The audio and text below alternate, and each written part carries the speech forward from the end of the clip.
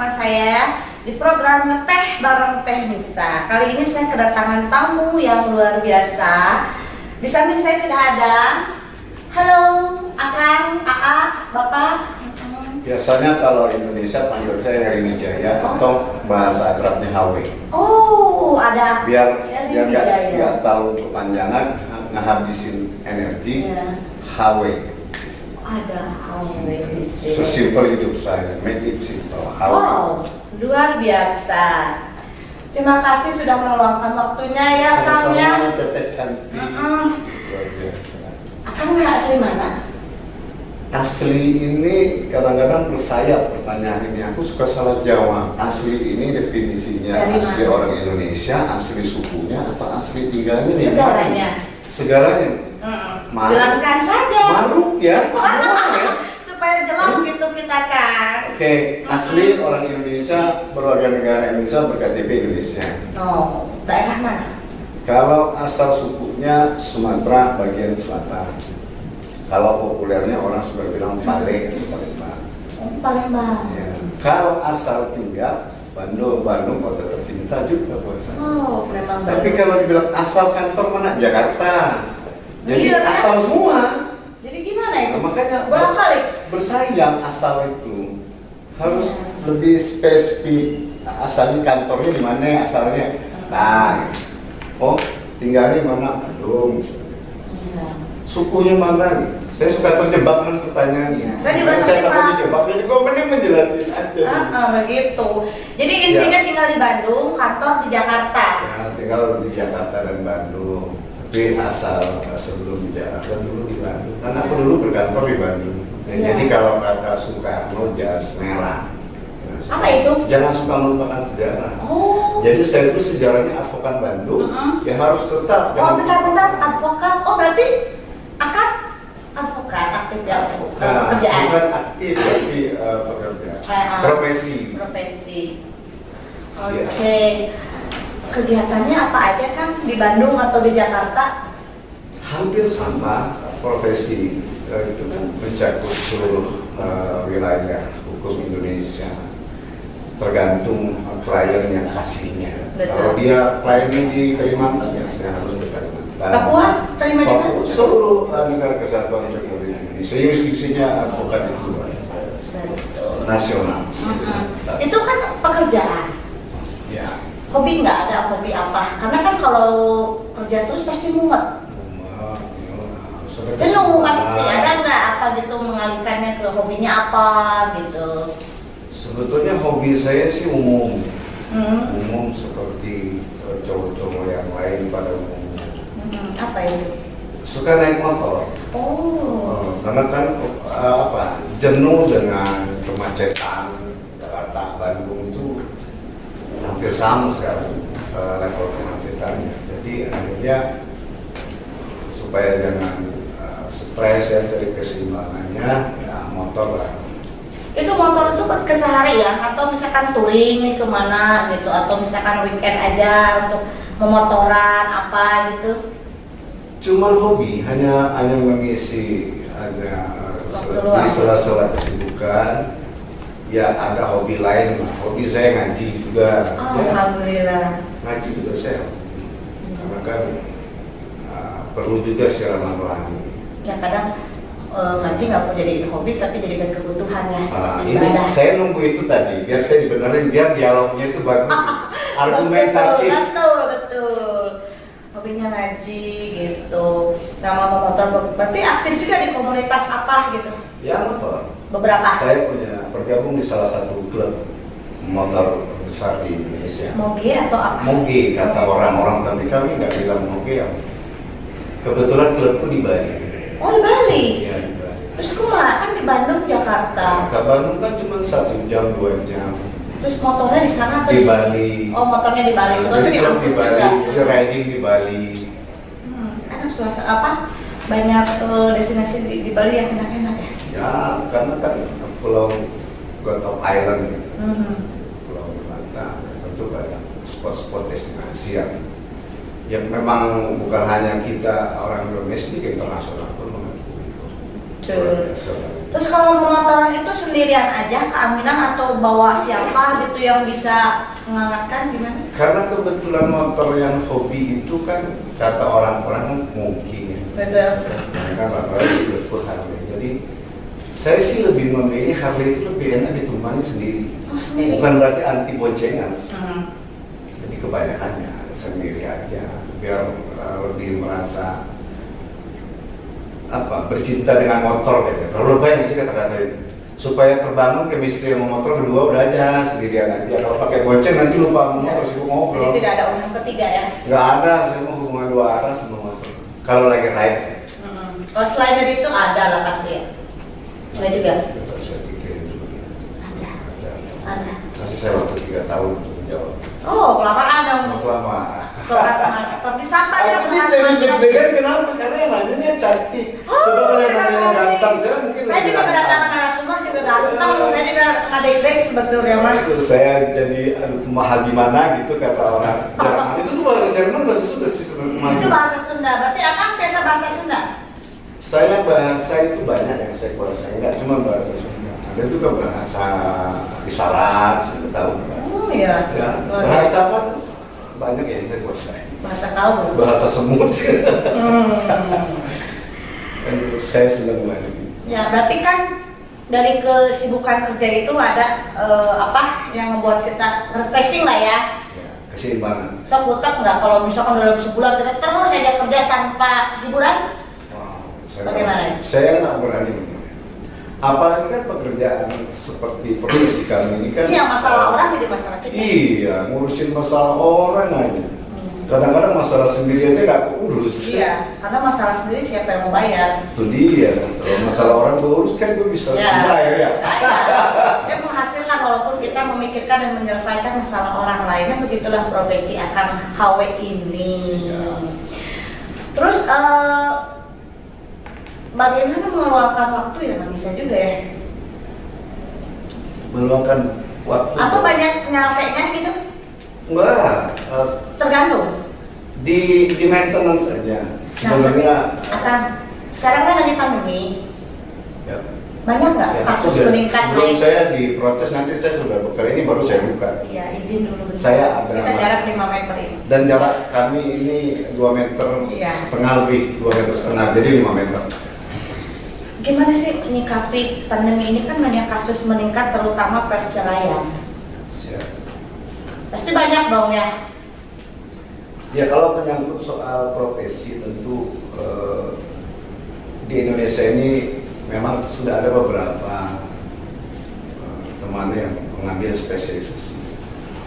Tapi mayoritas sih bukan masih general. Semua permasalahan hukum di Indonesia ditanggung. Termasuk saya. Begitupun juga saya. Tetapi kalau ditanya konsen, saat ini saya sedang konsen mengurusi hak-hak hukum dan memperjuangkan hak-hak hukum dari pecandu atau korban narkotika di Indonesia. Saya mau tanya, ya, komunitas atau organisasi apa itu? Organisasi Yang didirikan oleh Akang kan? ya kalau mendirikan bersama-sama Oh, dengan iya. Akang, tapi Salah itu satu. dari gagasan datang dari saya gitu. Karena saya melihat fenomena dalam penegakan hukum terhadap korban pecandu narkotika yang menurut hemat saya pada waktu itu kok de facto saya banyak melihat mereka yang harusnya ada di lembaga rehabilitasi tapi Dilindungi dan diobati harus. kenapa ada di Ya. penjara. Nah, Betul. dari situ awalnya itu muncul inspirasi. Ya, akhirnya coba saya bawa ke beberapa pakar-pakar hukum yang saya kenal, profesor hukum dan akademisi tentang niat dan bagaimana saya mau menghadirkan gagasan. Masuk teman-teman profesi yang bukan Jakarta dan Bandung. Berarti para advokat ya? Ya, jadi ini lebih ke karena pernah saya juga agak sedikit orang salah paham dikira ini organisasi advokat sebagaimana Undang-Undang Nomor 18 Tahun 2003. Saya bilang dengan tegas pada saat itu tidak, ini hanya kepada advokat yang aware, yang peduli Jadi judulnya advokat yang mau peduli aja. Iya. Kalau yang nggak peduli ya nggak kita bisa paksakan. Hanya lebih kepada komunitas advokat-advokat yang peduli. Itu apa Mbak namanya? AIPKOR, Advokat Indonesia Peduli Korban Narkoba. Berarti hanya korban narkoba aja ya? Korban narkoba. Definisi korban sudah termasuk pecandu di situ. Iya. Kalau korban putus cinta nggak bisa? Kalau korban putus cinta, saya punya ada ada khusus di situ. Tim di AIPKOR itu ada yang menangani soal putus cinta. Tapi dia putus cinta dengan narkoba juga. Oh. Jadi kalau putus cinta dengan pasangan, putus cinta dengan yang lain-lain, ya kita juga punya lah rekan saya bisa kita arahkan. Pokoknya kami serba bisa deh. Lu punya permasalahan apa? Gua nggak sanggup, gua sanggup sama kan jaring termasuk saya kan mau menyampaikan sesuatu ke Teteh Cantik supaya nyampe ke publik gitu. Betul, Sobat Master. Itu berarti kalau kalangan biasa selain advokat nggak bisa dong gabung di situ ya? Nggak bisa juga karena kan itu untuk melindungi narkoba ya? Pecandu narkoba. Ya, kalau dari judul besarnya kan sudah jelas advokat Indonesia. Jadi ya, hanya advokat Indonesia yang bisa bergabung. Advokat luar negeri nggak bisa. Dan gimana caranya untuk si pecandu narkoba itu yang ingin minta dibantu? Gimana itu caranya? Kalau secara organisasi kita lebih banyak proaktif dan jemput bola. Karena memang ada banyak juga tersangka-tersangka yang sudah bersinggungan dengan permasalahan hukum. Itu mereka belum mendapatkan pendamping hukumnya atau penasihat hukum. Kita secara organisasi biasanya akan turun untuk mendampingi. Nah, kalaupun misalnya dia sudah punya, secara organisasi kita mensupport karena kan itu ranah profesional. Kita tidak bisa masuk ke tersangka yang sudah memiliki penasihat. Tapi secara organisasi ya kita akan mensupport dengan cara misalnya memberi semangat dan kemudian memberikan pandangan juga kepada penegak hukum yang lain agar supaya pembelaan yang dilakukan oleh rekan sejawat kita itu diapresiasi karena memang undang-undangnya kan tegas menyatakan bahwa korban dan pecandu wajib direhabilitasi. Kalimat wajib itu tidak untuk diperlukan, tinggal dilaksanakan. Betul. Iya. Dasar pemikiran. Karena ini sedikit aja ya menurut pengetahuan aku ya, karena kalau kayak pecandu narkoba gitu dihukum kan nggak menyelesaikan masalah dia, bisa aja dia keluar kan pakai lagi karena dia ini belum sembuh ya. Kita sependapat dan saya yakin banyak juga teman-teman kita yang sependapat karena seorang pecandu ini kan awalnya korban. Betul.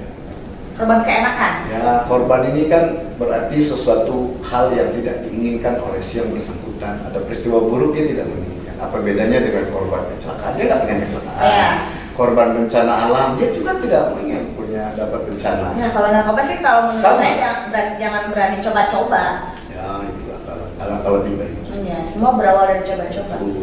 Kalau korban di narkoba bisa saja dia dijebak, dia tidak tahu minuman itu mengandung narkoba, bisa saja, atau bisa saja dia di bawah tekanan kekuasaan tertentu, misalnya cowoknya, suaminya dipaksa lu kalau nggak lu pakai itu korban karena dia tidak menghendaki.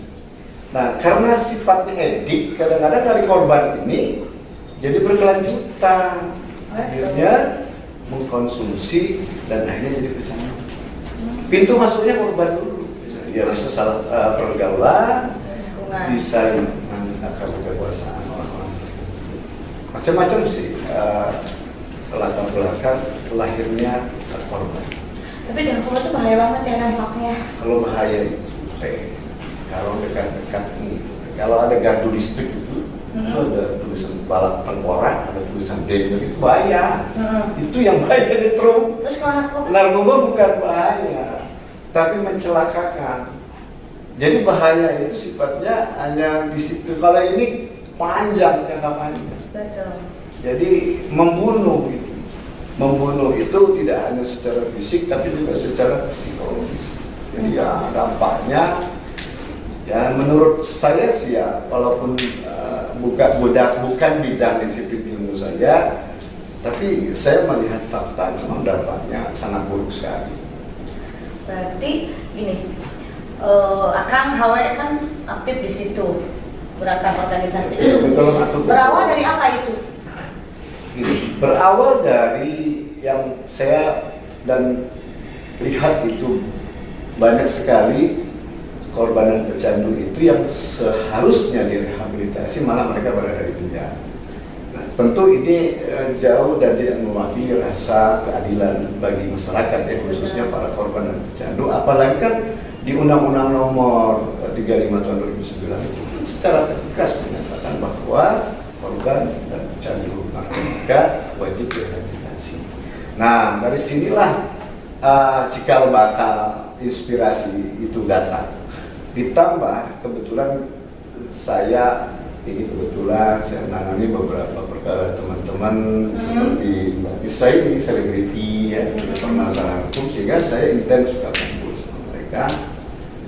Nah, di antara teman-teman selebriti tanah air itu ngomong, Bang, itu kalau nggak salah yang saya ingat waktu kasus si pelawak dulu yang sampai minum cairan pembersih kamar mandi, aku tidak perlu sebut namanya, tapi saya yang bisa pernah tahu itu. Mereka, ini sesi curhat ceritanya nih, ini ceritanya awalnya. Suatu tempat di Jakarta pada waktu itu, mereka bilang, Bang, kok sepertinya tidak ada sama sekali orang yang memberikan perlindungan kepada teman-teman kita. Bukan karena mereka tidak, ya, teman-teman kita yang kebetulan terjerat dengan penyalahgunaan narkotika. Sementara kan mereka bukan perampok uang negara, mereka bukan merugikan tetangga, dan memang semua mereka sampaikan dengan logika hukum. Betul. Nah, saya waktu itu agak kaget juga kok bisa ada kalimat seperti itu, dan secara spontan waktu itu saya bercanda sebetulnya. Saya bilang ada satu lembaga yang memberikan perlindungan kepada itu. Wah, Bang, kalau gitu kenalin dong, gua pengen tahu, kita pengen support. Oh, padahal nggak ada. Belum ada. Ini ada kelucuan memang pada Iya. waktu proses Padahal pelayanan. Saya bilang, ya ngapain jauh-jauh? Orang ketuanya ada di depan lu, mana nih? Kita lihat dulu. Itu ceritanya. Oh, berawal dari situ. Dari sana. Padahal lembaganya belum ada. Nah, jadi kayak seorang lelaki itu ya, ini saya kebetulan kan dari Sumatera itu kita punya prinsip lelaki itu yang dipegang omongannya. Nah, saya malu kalau nggak sampai saya harus buktikan bahwa memang ada. Gitu. Nah, bolehlah saya lihat itu saya alami teman-teman. Nah, kemudian kebetulan waktu itu saya kan banyak aktivitas juga, masih kantor di Bandung pada waktu itu. Jadi banyak juga saya berkoordinasi dengan teman-teman advokat Bandung, senior advokat Bandung. Kemudian kebetulan saya juga sudah banyak menangani perkara selebriti, jadi sering ke Jakarta, teman-teman advokat Jakarta. Sepakatlah kita untuk mendeklarasikan advokat Indonesia peduli korban narkotika. Secara aklamasi pada saat kelahiran pun semua advokat yang hadir pada waktu itu Jakarta dan Bandung itu menunjuk dan meminta saya untuk menjadi ketua umum. Wow, luar biasa. Jadi sekarang ketua umum ikon di samping saya. Iya, Dewan Pimpinan Pusat.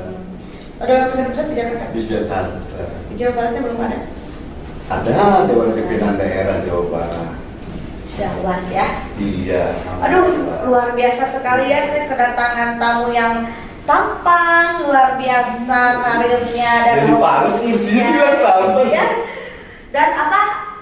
Melindungi para pecandu narkoba. Bukan melindungi sih ya maksudnya. Memperjuangkan hak-hak. Ya, memperjuangkan hak-hak, karena sebetulnya ya seharusnya kan diobati. Betul, tanggung jawab negara kan korban. Iya, tapi kan kebanyakan dihukum ya. Nah, ada sebagian, tapi juga sebagian sudah benar, sudah dilakukan, terutama dari teman-teman kita di BNN itu. Kalau berarti kerjasama dengan BNN atau tidak?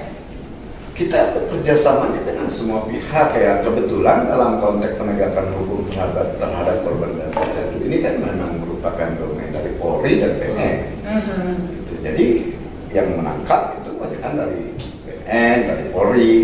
Kita datang sana, setelah kita ikut dampingi ternyata dia hanya bagian murni sebagai korban dan pecandu ya kita gunakan untuk pembelaannya sebagai hak hukumnya agar supaya dia direhabilitasi. Dan rekan-rekan di penyidik Polri juga luar biasa kok, nggak pernah mempersulit ikon yang saya paham sampai sekarang. Jadi ketika ada memang bisa dibuktikan bahwa dia adalah korban dan pecandu, biasanya dengan mudah mereka juga mengarahkan untuk direhabilitasi. Artinya semua komponen bangsa dan lembaga-lembaga negara ini sepakat untuk kepada korban dan pecandu itu direhabilitasi. Karena memang itu tanggung jawab. Betul sekali, tapi tetap ya baiknya mah dijauhi dan jangan terjun di dunia itu, dan jangan menunggu jadi korban dulu lah ya. Sobat master di luar jangan mentang-mentang tenang aja dari konten ini jangan keliru itu ya. Karena sebetulnya yang rugi bukan orang lain, dan yang rusak mental dan sebagainya juga kita sendiri. Ada satu lagi teknis, jangan sampai orang salah paham. Dikira rehabilitasi itu hotel kayaknya. Iya. Itu sama kayak di penjara juga. Oh gitu. Sama. Pasti rehabilitasi. Cuma bedanya kalau di penjara misalnya untuk pelaku kejahatan kriminal itu mereka kan memang murni di bagaimana direhabilitasi mereka supaya kembali bisa diterima di masyarakat setelah dia selesai itu untuk efek jerahnya. Kalau di rehab itu seperti cuma diobati, di recovery supaya dia nanti keluar bisa menjadi normal dan sudah tidak lagi mengkonsumsi narkotika yang sebetulnya rehab juga gratis ya.